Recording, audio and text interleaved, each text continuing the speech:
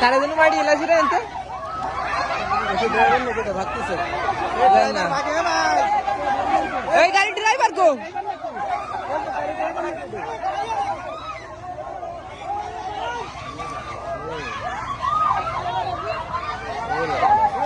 এই অফিসে তো লাগবে না অফিসে আমি যাতে পারবো না এই বাড়া কোয়াইনটা এসে আমাকে উপর দূরে নেবে